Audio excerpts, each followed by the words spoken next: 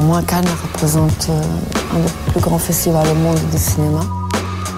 Monsieur Dave, comment vous connaissez mon nom? J'ai vu le début du film. C'est un scandale! Un scandale! Nous déclarons le 71e Festival international du film de Cannes ouvert. Bonjour et bienvenue dans Nos Ciné Spécial Cannes épisode 4. Je suis David Honorat et je suis toujours à Cannes en direct de la quinzaine des réalisateurs qui nous accueillent sur la Croisette. Alors on enregistre un petit peu plus tard dans la journée que d'habitude, vous allez peut-être entendre des basses, les soirées sont en train de se préparer. Et on entame donc la dernière ligne droite. On commence à remonter la pente de ce festival de Cannes 2018 avec moi Perrine Kenson qui m'a l'air un peu en bout de course mais qui est quand même en forme. Comment ça va, Perrine ? Oui, bonjour, ça va. Jour 28 000, ça va, je tiens. Et avec nous également Hugo Alexandre. Comment ça va, Hugo ? Salut David, en bout de course aussi, hein, je pense qu'on est tous là. Oh, mais ta meilleure mine, comment tu fais ? C'est quoi cette crème de jour ? Une huile de jojoba tous les matins. Alors au menu aujourd'hui, on va parler, on a des gros morceaux, on va parler du film de Lars von Trier présenté hors compétition, The House That Jack Built, avec un accent avec l'accent merveilleux. Magnifique. Aussi on a un petit bout de Star Wars avec Solo de Ron Howard qui était également présenté hors compétition, et puis on va parler aussi de Black Landsman de Spike Lee, d'une affaire de famille de Koreeda et de pas mal de petites choses qui ont retenu notre attention. Et on commence tout de suite avec ce cher Lars von Trier qui du coup n'est plus si non grata que ça en tant que persona, quoi, parce qu'il est revenu cette année à Cannes. En fait, il n'y a eu qu'un seul film entre les deux, voilà. Un film en deux parties. Ouais, un long. Et qui était Nymphomaniac, qui l'a présenté à Venise, si je ne me trompe pas, ou je ne sais plus, ou à Berlin, ou puis la deuxième version. Oui, je crois qu'il avait fait en deux moments en plus. Ouais. Non, ouais. Enfin bon, il n'était pas à Cannes, et il est de retour avec ce film. Et il a la rage. Il a la rage. De quoi parle le film, Perrine ? Raconte-nous un petit peu. Eh bien, je reviens juste sur ce que tu dis, j'ai le retour, parce que ça faisait 7 ans qu'il s'était retrouvé persona non grata en 2011, et d'ailleurs il l'a bien fait sentir à la projection. Rapidement pourquoi ? Oui, il a pas rapidement pourquoi, parce que lors d'une conférence de presse de Mélancolia, il avait eu des propos, excessivement maladroit en lien avec le nazisme, et bon, il y a eu un amalgame sérieux de faits en disant que c'était de l'apologie, ce qui clairement, si vous réécoutez sérieusement la fameuse conférence de presse, c'est pas le cas. C'est juste que sincèrement, c'est un gros boulet. Mais on a retenu la phrase, en fait, au fond, je comprends Hitler. Je comprends Hitler. Bon, mais en fait, on est dans le contexte, mais voilà, enfin bon. Mais donc, résultat, depuis, il était persona non grata, et il l'a bien fait sentir, encore une fois, à la projection officielle de son film l'autre soir à 22h30, parce qu'il a bien fait, une fois qu'il était en gros plan, il faisait un grand chiffre 7 avec ses mains, comme ça, genre, 7 ans que j'étais pas là, les gars, I'm back. Donc il revient dans les dents devant en racontant l'histoire d'un serial killer, mais du point de vue de ce serial killer, donc qui est Matt Dillon. C'est Matt Dillon qui nous parle de 5 incidents. J'aime beaucoup le mot incident pour parler de meurtre. Petit euphémisme. Pour parler de meurtre absolument atroce. Et donc 5 incidents, 5 qui ont marqué sa vie de serial killer. Et il est en dialogue intérieur avec une voix qui s'appellerait Verge, et je n'en dirai pas plus sur Verge pour l'instant, ça c'est sûr. Voilà, et du coup, comme on est un peu dans la psyché du psychopathe, il nous raconte un peu ses motivations et aussi l'ambition esthétique qu'il a dans ses meurtres. On imagine que Lars von Trier s'identifie un peu pas mal, ou en tout cas se fait plaisir à se mettre dans la tête de ce psychopathe. Hugo. Oui, et ce psychopathe part un peu dans des digressions et compare ses meurtres à de l'art. Et en fait, ces digressions sont... il y a des images à l'appui, donc c'est Lars von Trier qui parle, puisque c'est Lars von Trier parle en images, et donc c'est l'occasion de mettre un petit Hitler par-ci par-là, de s'autociter. Pas que Hitler pour le coup, il n'y a pas de jaloux, il y a Mussolini, il y a même Staline, des images des camps et tout. Voilà. Ouais. Et il y a des images des films de Lars von Trier, etc. Mais il y a aussi ce contrepoint de l'autre personnage, donc ce fameux Verge, qui répond à ce serial killer qui tient des propos que pourrait tenir Lars von Trier à peu près, sur l'art en tout cas, et qui ridiculise presque ce qu'est en train de dire ce serial killer. Donc on ne sait pas trop si le dialogue, si Lars von Trier se fait ce dialogue dans sa tête, ou alors si il parle au nom de ce serial killer, et si ce Verge est juste une manière de représenter ses critiques. Donc c'est ça un peu le nœud du film. Je suis pas sûre que c'est une représentation des critiques. Enfin, moi, ce que j'aime bien, c'est que le film est clairement, pour moi, je vois un autoportrait peint, mais vraiment avec beaucoup de grands coups de pinceau comme ça. Bon, ça se voit pas, mais je fais des grands gestes, mais un grand coup de pinceau de lui-même, en disant genre, bon, ok, d'accord, ok, j'ai déconné. À un moment donné, j'ai peut-être dit 2-3 trucs misogynes, j'ai peut-être dit 2-3 trucs limite. Et en même temps, je suis pas déso. Donc en fait, il est un peu déso, pas déso. Je suis comme ça. En fait, en sortant de la projection, moi, j'avais qu'une envie, c'était chanter du Gloria Gaynor. I am what I am. Parce que vraiment, j'ai l'impression qu'il était en train de nous dire genre, bah je suis comme ça. Donc va falloir faire avec. Et je trouve que c'est assez en soi. Qu'on aime ou qu'on n'aime pas le mec, hein, je trouve qu'en soi, je peux pas m'empêcher d'admirer ça en fait. Quelqu'un qui me dit à un moment donné, allez tous vous faire voir, parce que je reste polie, mais allez tous vous faire voir. Je trouve que c'est assez splendide, et je reviens juste sur l'histoire de l'art que vous citiez tous les deux. Enfin, le fait de comparer les crimes aux arts, bah, c'est clairement enfin pour moi c'est évident. Je sais pas s'il l'avait dit en interview ou pas, mais c'est clairement une citation de Thomas de Quincey ou de Quincy, je ne sais jamais comment on dit, qui avait écrit ce livre du crime considéré comme les beaux-arts et comme un des beaux-arts, pardon. Et donc pour moi on est vraiment dans cette idée-là, parce qu'encore une fois, Lars von Trier a une très haute opinion aussi de lui-même et de ce qu'il fait, tout comme ce serial killer sur la façon dont il tue et met en scène ses meurtres, en tout cas.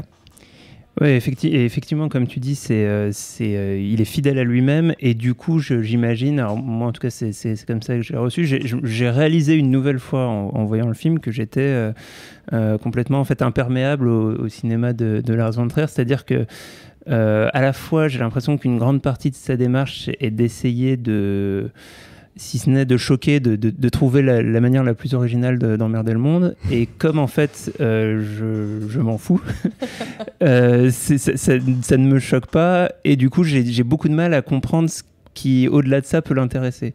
Et je vois un peu passer le film en disant, bon, d'accord, alors je reconnais des qualités esthétiques, et encore... je trouve par exemple ce film moins impressionnant que Mélancolia, ou même que l'était en tout cas la première partie de Nymphomaniac par moment, qui avait, je trouvais, des vraies trouvailles visuelles. Là on a des choses de bonne facture, mais pas. Il y a de la mise en scène quand même. Il y a de la mise en scène, il y a des trucs beaux. Le film aurait très bien eu sa place en compétition. Enfin, on imagine que c'est plus d'autres raisons qui l'ont poussé hors compète. Mais du coup, je trouve son film moins révolutionnaire que ce qu'il a pu être, y compris sur le plan esthétique. En fait, moi, je pense qu'il essaie pas de faire quelque chose de particulier. Je pense qu'il explore sa propre psyché. Et moi, je trouve que en fait, ce film ressemble à une séance chez un psy. Il parle à un gars qui lui répond, qui lui dit « Ah, mais du coup, vous m'avez parlé de ça. » Voilà. Il rebondit dessus, etc. Et en fait... il choisit juste la meilleure forme possible, je pense, pour essayer de se sonder lui-même. Et je trouve que ce film ressemble vachement à Nymphomaniac exactement. Dans la construction. Dans la construction, c'est quasiment la même. En fait, c'est par chapitre, par événement qui chapitre, c'est son truc déjà. Enfin, c'était le cas sur Antichrist. Il marche en chapitre. Mais ce qui est intéressant, en effet, c'est le dialogue. Déjà dans Nymphomaniac, c'était Charles Gainsbourg qui discutait avec Stellan Skarsgård en permanence, et elle se confessait à lui en disant qu'elle était un monstre, qu'elle n'était pas quelqu'un de bien, qu'elle méritait pas. Elle arrive en sale état chez Stellan Skarsgård. En gros, elle dit qu'elle mérite ce qui lui arrive, et on est dans le même système avec ce personnage. C'est ça, ouais. En fait, il se préoccupe plus vraiment de raconter des histoires, de trouver une forme pour raconter une histoire en particulier, comme ça avait pu être le cas que Mélancolia et bien avant Le Dogme, etc., où c'était vraiment presque du réalisme. Comme pourrait faire Keshish, je compare pas von Trier à Keshish, mais c'est cette idée de cinéma d'essayer d'imiter le réel. Là, c'est plutôt trouver une forme pour montrer ce qu'il a dans la tête. Et donc ça se matérialise par les meurtres d'un serial killer pour cette fois, mais la prochaine fois ce sera peut-être un truc totalement différent. Après, et donc en fait, je pense que je sais pas s'il y a vraiment une idée, une intention profonde derrière. Et en fait, c'est peut-être juste une grosse élucubration. Et ça, du coup, ça prend la forme parfois d'une comédie. C'est-à-dire que je pense que Lars von Trier est au fond quelqu'un de drôle. Et donc, du coup, à certains moments, ça part dans des trucs vraiment burlesques et qui paraissent très, très décalés avec le sujet du film, quoi. Et donc, c'est ça tout Lars von Trier, c'est que vraiment, il se lâche, il fait ce qu'il veut, et puis c'est tout, quoi. Après, il volontairement provoque, quoi. Ça l'amuse beaucoup, et ça l'amuse beaucoup de voir les gens réagir. Ouais, ça, Il adore ça, et je suis sûre que là, quand on a lu... moi, j'étais à la projection officielle ce soir-là, montée des marches, tout ça, voilà, j'ai fait un petit effort de tenue. Mais je confirme, en effet, qu'il y a beaucoup de gens qui sont sortis de la salle. Moi, j'en ai vu beaucoup passer à côté de moi, avec des... Puis ils te faisaient bien comprendre qu'ils sortaient de la salle. Hein. Vas-y que je te claque la chaise, vas-y que machin. Puis genre, comme ça, puis je te fais un tweet assassin derrière, du genre, c'est honteux, c'est scandaleux, ça ne devrait même pas être... Bah si les gars, puis si vous allez voir un film comme ça, si vous allez voir Lars von Trier, il fallait un petit peu vous en douter qu'il allait venir vous faire chier, quoi. Et les scènes de meurtre, c'est vrai, elles sont certaines, une qui impliquant des enfants, et particulièrement estomacante, quoi. Donc ça, c'est sûr. Mais quand on va voir un von Trier, on se doute bien que c'est pas une série AB, quoi. Ouais, mais c'est vrai qu'on s'attendait vraiment à un truc très très gore parce que c'est pas si... voilà, et c'est plus de la violence oui, morale, en fait. Il y avait plusieurs, il y avait des rumeurs qui annonçaient que le festival avait prévu des ambulances. Il y avait dans le il y a eu programme, un buzz qui a un petit peu monté tout seul, quand même. Hein. Dans le programme, il était écrit attention aux âmes sensibles. C'est écrit sur le billet. Sur le billet. C'était violence explicite, ça n'arrive jamais. Ouais, il y avait un tampon. Il y a quelques trucs un petit peu graphiques et en même temps, bon, peut-être qu'on a ce truc de critique de cinéma d'être devenu un peu insensibilisé aux images et bon. C'est quand même gore, mais en fait, on a vu bien pire à Cannes et en fait, c'est surtout de la violence morale, ouais. Cette scène qui implique des enfants, en fait, c'est pas très très violent dans les images. Mais dans ce que ça représente. C'est le sadisme qui va avec, quoi, qui rend mal à l'aise, quoi. Et alors, juste pour conclure sur Lars, je vais le citer. Il a lâché ça au cours d'une table ronde sur les hauteurs de Cannes, et c'est rapporté par le Figaro. Il dit: je n'ai jamais tué personne, mais si je devais le faire, ce serait un journaliste. et donc là, je pense qu'on tient le génie du personnage. Il est drôle quand même. Il reste drôle. Il n'y a rien à faire. Il est quand même pas mal. Alors, je pense qu'il est reparti avec son petit camping-car. Je sais pas s'il est parti, hein. Peut-être qu'il va. Je faudrait que j'aille vérifier parce que le camping-car est planqué, enfin est mis derrière le palais du festival. Je ne déconne pas, il est là. Hein. Ah, ça, donc il était là la dernière fois. Alors on passe complètement du coq à l'âne puisqu'on passe de Lars von Trier à Disney et le nouvel épisode de Star Wars. Alors, on est dans les spin-offs, préquels, tout ce que vous voulez, backstory. C'est Solo de Ron Howard, donc qui a hérité un petit peu tardivement du projet et qui raconte la jeunesse d'Han Solo. C'était présenté également hors compétition avec un cast assez riche. Ça fait une belle montée des marches. Et on a découvert le film. Alors moi, je l'ai découvert à une projection de 22h15 dans une indifférence assez globale. Il devait y avoir une quinzaine de personnes dans la salle. J'ai l'impression que ça me fait un peu de la peine de voir que maintenant Star Wars arrive au festival et c'est devenu quelque chose de tellement banal qu'on s'en fout un peu. Ils avaient prévu énormément de projections aussi. Et alors il y avait beaucoup de projections. Il y en avait trop. Ouais. Mais celle de 19h45 qui était un décalage par rapport à la projection officielle, j'y étais. J'étais en Bazin, qui est la plus petite salle, c'est pas Debussy, mais on m'a dit que Debussy déjà était pas du tout plein. Et la Bazin, il y avait au moins 150 sièges de libre. Voilà. Donc clairement, il y avait un truc genre... Ouais, enfin, balèque, en tout cas, ça intéresse pas les journalistes. Les journalistes qui viennent à Cannes. Alors, c'est vrai que ça sort la semaine prochaine. Voilà, le film... à la soirée, mais pas au film. Le film sort la semaine prochaine. Voilà. Et alors, on l'a vu. C'est donc comment résumer ça ? C'est à la fois, je dirais, un western et un film de casse, un film de braquage dans l'univers de Star Wars. Il y a pas de Jedi, pas de sabre laser, il y a pas la Force. Il n'y a pas le générique avec les... Il n'y a pas le générique. Oui, alors ça, c'était un peu mon truc. Bouge le machin. Mais non, ça ne marchait pas. Et donc, du coup, qu'est-ce que vous en avez pensé, Hugo ? Bah justement, moi j'étais assez client de l'épisode 7 et 8 et là pour le coup j'ai pas retrouvé mon Star Wars. Pour moi Star Wars c'est un voyage initiatique, c'est une histoire, enfin c'est presque une fresque en fait.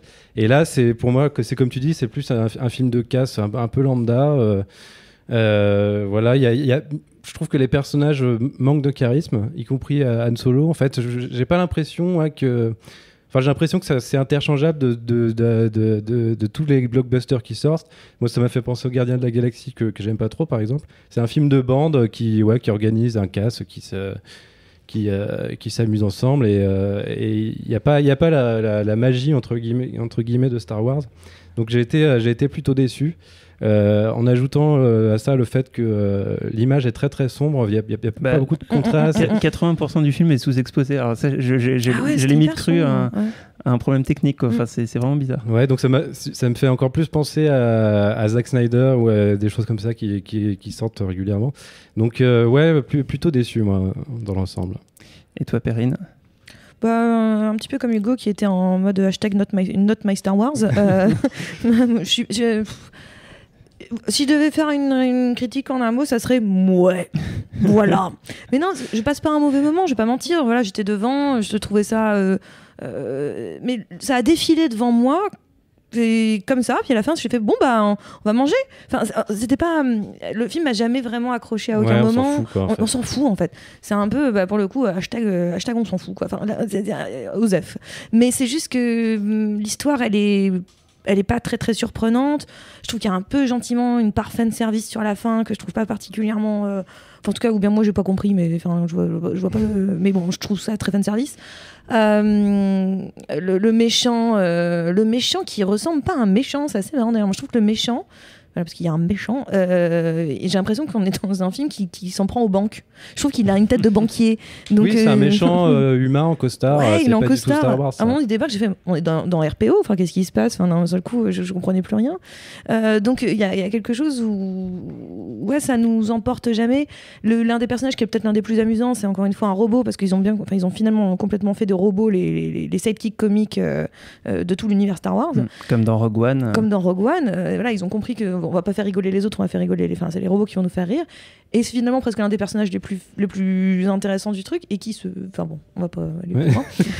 Je suis tout à fait d'accord. C'est vraiment un personnage de robot qui lutte pour le droit des robots, pour l'égalité et voilà. entre robots et humains. Donc c'est un peu son arc narratif est basé là-dessus, et c'est assez drôle. Mais c'est vrai qu'on le voit pas tant que ça, ce personnage, et c'est dommage. Avec la voix de Phoebe Waller-Bridge, qui est cette comment dire, scénariste, réalisatrice, actrice de génie de la comédie anglaise. C'est vrai que d'un seul coup, on se dit que c'est quand même un peu dommage de. En fait, tout le monde est en sous jeu. Donald Glover, c'est pareil, qui est aussi que j'adore. qui est absolument génial, qui est un des meilleurs auteurs pareil de série actuellement, et qui est il joue le rôle de. Le nom m'échappe, Lando Calrissian, qui pareil est complètement en sous-régime, très peu de charisme finalement par rapport à ce qu'il est capable d'exprimer. En fait, tout le long on se dit mais pourquoi, enfin moi je me dis tout le long, mince, j'aurais aimé tellement voir la version Lord et Miller quoi, parce que je suis sûre que ça aurait été vraiment pimpé quoi. Là ça aurait été un peu Pimp My Ride. Là on sent le truc pépère à la Ron Howard. On va pas sortir des carcans quoi, enfin c'est pépère, c'est pépère. Et effectivement, on rentre clairement dans la logique des problèmes des productions Disney de ces dernières années, que ça soit avec Star Wars ou Marvel, où en fait on ne peut pas sortir d'un carcan, des guidelines générales du produit. Alors, moi, j'y allais un peu à reculons, et je trouve que ça correspond à ça, et vraiment pas beaucoup plus, quoi. Il y a certaines productions Marvel qui ont quand même l'avantage d'être assez drôles.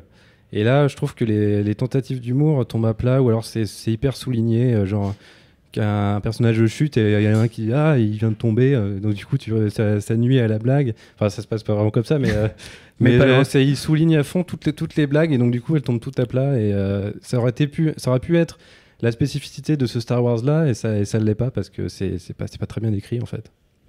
Voilà, donc j'ai juste un truc, on discutait après à une soirée après le film, on discutait avec d'autres journalistes, puis on se disait mais combien de films ils vont faire encore sur la nostalgie du Faucon Millenium, parce que dans le set déjà c'était genre oh mon dieu le Faucon Millenium, et là ils sont là genre comment il a récupéré le Faucon Millenium. On se dit ça va être un film sur le mécanicien qui a fait le Faucon Millenium. Enfin on se dit il y a un truc, arrêtez à un moment donné avec le Faucon Millenium, passer à un autre objet, je sais pas moi, mais là ça devient un peu ça devient redondant quand même. Et malheureusement, j'ai peur qu'on en voit beaucoup. On va enchaîner du coup et alors parler cette fois d'un film en compétition que personnellement j'attendais beaucoup, qui moi m'a un petit peu déçu, bien qu'il soit assez divertissant. C'est Black Landsman de Spike Lee. L'histoire c'est adapté d'une histoire vraie d'un flic afro-américain qui dans les années 70 a entre guillemets infiltrer le Ku Klux Klan. Je dis entre guillemets parce qu'on s'aperçoit dans le film qu'il l'infiltre surtout par téléphone. Oui, d'ailleurs dans la réalité je suis même pas sûr que ça se passe comme dans le film parce que ça paraît un peu gros comme Oui, alors du coup on est donc dans une sorte de comédie policière, enfin qui réussit ce que réussit assez bien Spike Lee habituellement et par le passé à jouer sur différents registres, des changements de ton et d'être dans des trucs à la fois assez graves et puis ne jamais perdre de vue l'humour, les bons mots et des situations comiques. Qu'est-ce que vous avez pensé du film, Perrine? Moi, je ne l'ai pas vu. Ah, pardon. Je me lançais. Et en plus, mais j'ai très envie de le voir et j'ai hâte de vous entendre. On a bien préparé l'émission et on s'est dit avant, oui, Perrine n'a pas vu, donc on va juste parler tous les deux avec Hugo de Spike Lee. Et moi, je suis lancé dans mon truc. Hugo, du coup, toi, qu'est-ce que tu as pensé du film? Alors, comme tu disais, c'est une comédie policière, une comédie d'infiltration, disons. Et moi j'ai été hyper déçu parce que pour moi une comédie ça doit être drôle et c'est pas très drôle, et un film d'infiltration il doit y avoir du suspense, de l'action, et je trouve tout ça très très mou, très très linéaire. Donc du coup dans l'ensemble après comme on disait tout à l'heure, on est fatigué. Moi j'ai beaucoup piqué du nez devant ce film, j'avais envie de dormir tout le temps parce que pour moi il n'y a pas beaucoup de relief dans ce film. Et donc du coup, j'ai vraiment pas apprécié l'expérience. Ça fera peut-être que je le revois un jour, mais en tout cas, il y a des films qui m'enthousiasment plus malgré mon état. Donc je me dis quand même qu'il y a un problème, quoi. Alors moi j'étais en pleine forme, je l'attendais énormément. J'étais vraiment au taquet, les yeux écarquillés. Et quand même j'ai été très déçu. Alors déjà sur il y a des choses de forme qui vraiment ont pris un coup de vieux chez Spike Lee, et quand il fait des inserts avec des pochettes d'albums, des affiches de films, il y a une séquence où il demande les personnages se font un petit pop quiz entre eux sur quel film de Blaxploitation tu préfères, ce genre de choses. Ouh là là, ça a vraiment beaucoup vieilli. Enfin, ce genre d'effet, ce qui pouvait être un petit peu fun, dynamique, subversif dans les années cool, exactement dans les années 80 et 90. Aujourd'hui, sont quand même assez ringards. Et pour moi, c'est ça le grand drame de Spike Lee, c'est d'être d'avoir vraiment passé en fait la date où c'est plus cool de vouloir être trop jeune, quoi. Enfin, il y a un truc, il y a vraiment un problème. Et encore, tu vois, c'est comment dire, en termes de mode, il est arrivé hyper looké sur le tapis rouge lui-même, et ça passe plutôt pas mal. Enfin voilà, le personnage de Spike Lee a résisté au temps. En revanche, son cinéma, j'ai malheureusement, alors que j'espérais voir avec son retour à Cannes une sorte de revival et le retrouver au niveau, si ce n'est à celui de Do the Right Thing, à celui qu'il pouvait avoir à l'époque de la 25e heure.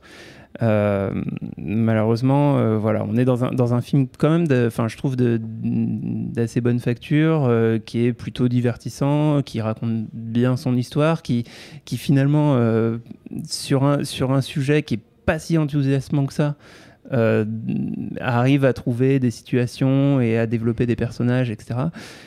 Et après, en fait, je trouve pas qu'il développe vraiment des personnages, hein. Je sais pas, notamment, c'est un mec qui infiltre le Ku Klux Klan, et en fait tu vois pas vraiment comment ça se passe à l'intérieur du Ku Klux Klan, alors que t'es censé quand même découvrir un peu, d'apprendre des choses, et en fait c'est un peu c'est très schématique, quoi. C'est juste des gars qui passent leur journée à repasser des cagoules. Ouais. Non, mais ils repassent pas mal des cagoules. Ça aurait été plus intéressant s'ils repassaient des cagoules au moins. C'est un peu ça, parce qu'il montre aussi, et puis il y a la femme d'un des principaux membres du clan qui prépare des je sais plus ce que c'est, elle leur fait à bouffer ou des trucs comme ça. Enfin, il y a un peu le quotidien du clan quand même, il y a un peu ce côté-là qui est beaucoup tourné en dérision. Enfin, il en profite quand même pour beaucoup se foutre de leur gueule. Il y a aussi le personnage de David Duke, dont on n'entend en parler dans l'actualité, puisque il avait pas mal soutenu Trump et il a un peu récemment fait par lui à l'époque des événements à Charlottesville, etc. Donc c'est très martelé dans le film et clairement le côté, les résonances contemporaines de ce dont parle Spike Lee sont hyper importantes pour lui. C'est hyper souligné pendant tout le film et il en rajoute une couche à la fin avec un petit montage qui me choque pas en soi, mais qui je trouve aurait mérité d'arriver à la fin d'un meilleur film. Et du coup on a un truc voilà, qui est à la fois très chargé politiquement sur un sujet mais à 100% pertinent, mais avec une vitalité et des ressources un peu passées, quoi. Ouais, ça mériterait un propos un peu plus intelligent, un peu plus fin. Là ça fait vraiment, enfin je trouve ça un peu puéril en fait. Il dit en gros ouais, le Ku Klux Klan vous êtes des gros cacaboudins, quoi. Enfin ça va pas plus loin que ça et c'est un peu dommage. Oui, raison. C'est sûr, mais enfin bon, moi j'attendais mieux, quoi. Et alors, on va juste enchaîner très rapidement avec un autre film de la compétition qu'on a vu et qui nous a plutôt plu avec Hugo. Cette fois, je ne vais pas te redemander ton avis, Perrine, si tu m'as dit avant que tu ne l'avais pas vu. Je continue à regarder la pluie tomber pendant ce temps. Oui, alors là, petit point météo, il pleut. Et là, on a un petit moment de panique parce qu'on n'a pas de parapluie. Donc, moment de panique. Voilà. Alors qu'on a investi. C'est toujours comme ça. On va parler d'une affaire de famille de Koreeda. Le titre international est Shoplifters, qui raconte un peu plus... en fait, la fusion du titre français et du titre américain fait le pitch du film. C'est en gros une famille recomposée, fabriquée en fait entre des gens qui ne sont pas de la même famille. Enfin, si on résume, des enfants un peu kidnappés, enfin oui, récupérés sur le... il essayait de faire ça tout joli. Mais dans la joie et la bonne humeur, enfin voilà, c'est qui sont un peu des voleurs à l'étalage. Un peu ou vraiment cette fois-ci. Et totalement des voleurs à l'étalage. Mais en même temps, c'est pas tant le sujet du film. Le sujet du film principal, ça reste la famille et de comment réussir à construire une famille à partir de briques et de broc. Et du coup, ça rappelle des films, à mon avis, à mon sens, les meilleurs films de Koreeda qui peuvent être Nobody Knows ou Still Walking, des films qui avaient été présentés à Cannes également. Et c'est extrêmement mignon. Il a toujours cette force dans la capacité à diriger les enfants, notamment, qui sont je trouve assez extraordinaires et très mignons. C'est quand même, ouais, j'insiste sur le côté le maître mot est mignon. Ce qui nous fait oublier qu'ils ont été kidnappés, en fait. Enfin, kidnappés, ils ont été recueillis, on va dire, par cette famille. Qu'est-ce que t'en as pensé, Hugo ? C'est ça, en fait, le film est mignon pendant 1 heure.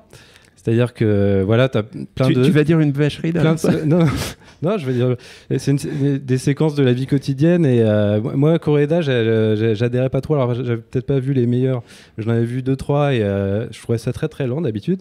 Et là, c'est toujours le même rythme, mais en fait, je suis vraiment captivé par ce qui se passe parce qu'on est au sein d'une famille et donc c'est extrêmement mignon, effectivement. Et au milieu on a dit 25 fois ce mot. C'est le mot du jour. Et au milieu du film, il se passe un truc qui fait basculer le film dans une autre ambiance et du coup, ça devient de mignon, ça devient poignant, quoi. Et donc, on a été attendri pendant 1 heure et après, on pleure pendant 1 heure. Bon, ouais, c'est un peu l'anti-Afro sale et méchant, c'est-à-dire que c'est une famille qui galère, qui vole dans les supermarchés, qui casse des voitures pour piquer des portefeuilles. Mais tout se fait dans la bienveillance, tout est... Non, mais j'écoute en extérieur, c'est génial. Ça paraît tellement bizarre. Et ça rejoint d'ailleurs ce que Daniel avait dit dans le tout premier épisode du podcast en début de festival, et en disant que en regardant le pitch du film, ça l'intéressait. Alors lui qui est très fan et qui connaît très bien le Japon, qui va très souvent, et il disait c'est intéressant de faire un film sur des gens qui volent dans les magasins parce que c'est complètement antinomique de la culture japonaise. C'est-à-dire que c'est un truc qui déjà est très bizarre, et ça fait aussi partie du film, c'est que ils sont de fait en marge de la société, et même dans leur manière de voler, il y a une sorte de code de l'honneur et de questionnement moral de ce qu'on peut faire, ce qu'on peut pas faire, comment on peut le faire. Ils volent de manière mignonne surtout. Ouais. une petite, c'est très mignon. Il y a une petite gestuelle qu'on peut pas vous refaire en podcast qui est faite avant d'aller voler le paquet de bonbons. Et donc il y a une petite fille qui est très mignonne. On a trop dit ce mot, on va devoir enchaîner ici au vol à la tire. Vous êtes interdit de Mignon pendant 3 semaines, je vous le dis tout de suite. Et oui, donc ce podcast est sponsorisé par Mignon 4. Donc à chaque fois, alors c'est des faux sponsors parce qu'après ça va nous tomber dessus, la répression des fraudes et tout ça. Du coup, Perrine, tu vas nous parler, je crois, de Nos batailles, qui est un peu ta reco. Oui, Nos batailles de Guillaume Sénès, si je dis pas de bêtises en termes de nom. Le film Nos batailles était, et là, bien sûr, c'est là où j'ai un super trou. Je ne me souviens plus dans quelle sélection il est. C'était la semaine de la critique, c'est la semaine de la critique. Je sais pas, je vais te le dire. Vas-y. Je crois pas que c'est la semaine de la critique. Tu peux y aller, je vais te le dire. Merci. Donc Nos batailles, en effet, c'est un film avec Romain Duris, Laetitia Doche, Laure Calamy, Dominique Valadier. Oui, c'est surtout ces 3-là qui mènent un petit peu la barque. Le film est tenu par Romain Duris, qui est il travaille dans une usine, une sorte d'usine à la Amazon, vous savez, avec tous les cartons, les machins, les trucs qui passent, les commandes, enfin voilà, la bonne usine, quoi. Et il est un peu chef de rang dans cette histoire et très impliqué dans tous les mouvements sociaux, syndicaux là-dessus, très défenseur de son équipe. Et il vit une vie d'ouvrier moyen avec ses 2 enfants et sa femme. Et autour d'eux, la misère grandit, les gens sont de plus en plus dans une sorte de précarité, ça devient un peu compliqué. Puis du jour au lendemain, la femme disparaît. Elle s'est barrée. Clairement, elle s'est barrée. On ne sait pas où, les affaires ont disparu, elle a disparu. Voilà. Et elle le laisse un petit peu, genre, tu te débrouilles avec les enfants, alors qu'il était très occupé par justement toutes ces activités syndicales, etc. Et donc, il va devoir réapprendre à gérer un quotidien, sachant que sa femme n'est plus là et qu'en même temps, il y a des crises dans l'entreprise. Donc en fait, il y a vraiment 2 sujets dans ce film. Il y a le sujet de l'entreprise, on dirait le sujet un peu à la Stéphane Brisé, à la loi du marché ou à la Anguère, qui est passée il y a pas longtemps dans le festival. Donc voilà, on a le sujet un peu social, vraiment, et qui est très très bien développé sur justement la croissance de la précarité chez le monde ouvrier notamment, et l'impact que ça a sur les familles. C'est ultra violent, en fait, à quel point eux le prennent de plein fouet et n'ont pas d'exutoire, n'ont pas d'échappatoire par rapport à ça. Et de l'autre côté, on a justement le cas de cette famille en particulier où cette précarité sociale, à un moment donné, a eu raison potentiellement de la femme, même si on n'a jamais la vraie raison de pourquoi elle part.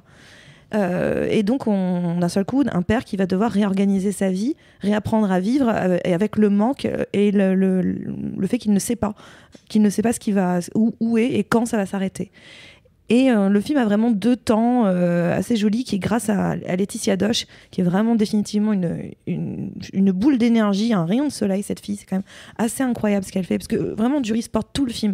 Un film un peu difficile, un film un peu vraiment social, et il tire la gueule pendant tout le film, quoi. Mais grâce à Laetitia Doche, à un moment donné, qui fait basculer le film dans quelque chose d'autre, elle fait passer le film du drame à, je dirais la comédie dramatique. D'un seul coup, on est quand même un tout petit peu plus léger, grâce à elle, qui remet les gens droit dans leurs bottes en disant bon, allez, c'est bon, tu vas arrêter de faire la gueule et puis tu vas continuer, mon grand, quoi. Et ça, c'est plutôt pas mal, le film. Il faut pas attendre Laure Calamy qui fasse quelque chose qu'autre chose que Laure Calamy. Romain Duris fait du Romain Duris, Laetitia Doche fait Laetitia Doche, mais justement, ils le font très très bien et ça sert totalement le film et le propos du film. Donc pour le coup, je trouve que Nos batailles, j'aime pas dire ça, mais je le pense sincèrement, ça sent le bon succès public, parce que c'est vraiment un joli film, en fait. D'ailleurs, ça sort le 10 octobre en France, et c'était bien à la semaine de la critique. Ah, bravo, voilà. J'étais à côté de la plaque. Et alors du coup, on peut passer de Nos batailles à Anguère, puisque justement tu en as un peu parlé, Perrine. Hugo, tu l'as vu? Le film est sorti en salle. Oui, je l'ai vu. Je l'attendais pas mal parce que j'avais beaucoup aimé La loi du marché avec Vincent Lindon déjà. La loi du marché, ça parlait plus de la recherche d'emploi. Et là, ça parle des luttes syndicales. Et donc, c'est l'histoire de Vincent Lindon qui mène un syndicat qui lutte contre la fermeture d'une filiale d'une boîte à Agen. Et en fait, le film raconte toute la succession des réunions entre les syndicats et la direction. Et en fait, c'est des plans séquences, une succession de plans séquences où tu vois la réunion presque de manière documentaire. Et moi qui avais aimé La loi du marché, j'ai été très déçu parce que j'ai pas retrouvé cette variété de situations, de sentiments, de personnages.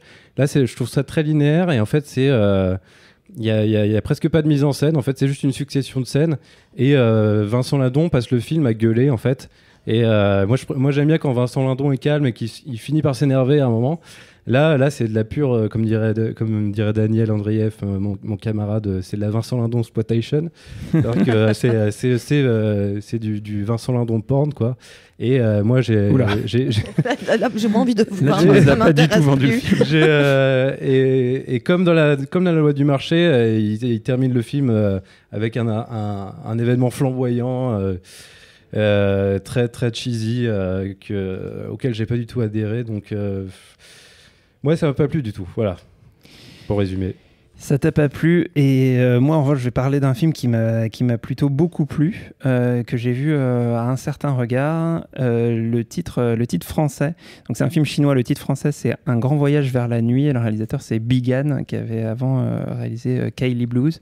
C'est un film qui était assez attendu. Il y avait un petit buzz qui le précédait parce que on avait entendu des choses sur quelques prouesses techniques qui sont réalisées dans le film et moi je m'étais pas beaucoup plus renseigné que ça et je me présente à l'entrée de la salle et puis on me donne une paire de lunettes 3D. Je me dis tiens déjà alors je vais voir un film chinois en 3D, qu'est-ce qui se passe? Il y a une annonce au début, avant le début du film qui dit ce n'est pas un film en 3D mais suivez bien le personnage principal et à un moment donné vous comprendrez à quoi servent vos lunettes. Et donc on rentre dans Marchez dessus. J'ai bien essuyé mes lunettes, j'étais prêt, le film a commencé et donc en fait ça raconte une histoire d'un type qui est à la recherche d'une femme qu'il a aimée. Donc c'est beaucoup un film sur le souvenir, la réminiscence. C'est très comment dire, c'est un récit je dirais pas alambiqué mais qui ne s'embarrasse pas trop de scènes explicatives. Donc on a des séquences qui s'enchaînent. C'est pour le coup très difficile à comprendre si on veut vraiment chercher à comprendre. Et j'avais des discussions à propos de ça avec certains qui sont retournés le voir, qui commencent à décoder des choses. Moi, à la première vision, j'aurais du mal à tout vous expliquer et je suis même pas sûr que ça soit possible. Mais on est dans ce genre de cinéma qui est plus onirique, qui propose une sorte de rêverie, donc je dirais entre Happy Chapong, Vera Cool et certains films de David Lynch. Et si on se laisse embarquer, ce qui a été mon cas, on arrive au bout d'un moment dans le film à cette scène où le personnage principal rentre dans un cinéma, enfile ses lunettes 3D. Là, je me suis dit, attends, ça doit être le moment où il faut mettre ses lunettes. Je les ai mises et en fait, à partir de ce moment-là, on est embarqué, donc le film est en relief et on est parti pour 1 heure de plan séquence en relief jusqu'à la toute fin du film. Donc le film se termine par ce plan séquence extraordinaire parce qu'il y a énormément de déplacements, il y a des figurants dans tous les sens. On voit le film que le mec regarde dans le film. On rentre dedans parce que c'est lui-même, il rêve. Lui est dedans. On est dans le truc. Et on a des déplacements en scooter. À un moment, on fait de la tyrolienne. Enfin, je vous raconte pas le truc. Mais c'est sport et vacances. C'est super. Non, et puis c'est d'une beauté incroyable. Il y a une partie de ping-pong. Enfin bon, je vais pas tout vous raconter. J'insiste, c'est du CPA. Hein, mais en fait, tu te dis, t'es au camping. Qu'est-ce que tu peux faire avec une caméra 3D? Et ben voilà, Bigan a trouvé. Non, c'est vraiment époustouflant en fait, je trouve, et ça nous emporte dans un truc qui, voilà, pour moi est la petite sensation du festival.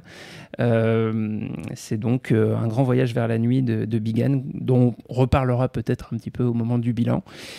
On est arrivé donc au bout de cet épisode. Merci beaucoup Perrine, merci Hugo. Merci à tous d'avoir écouté cet épisode 4 de nos ciné spécial Cannes. Un grand merci à la quinzaine des réalisateurs pour l'accueil. Pas merci à la météo très changeante du Festival de Cannes. Merci à toute l'équipe de Binge Audio, à Camille, Alban, Quentin pour la prod et le son. Retrouvez-nous pendant tout le festival sur binge.audio, Apple Podcast et toutes vos applis de podcast. À très vite. À quel moment ça a merdé? C'est-à-dire que vous êtes là, vous êtes au Festival de Cannes, mais clairement vous n'êtes pas du bon côté. Binge.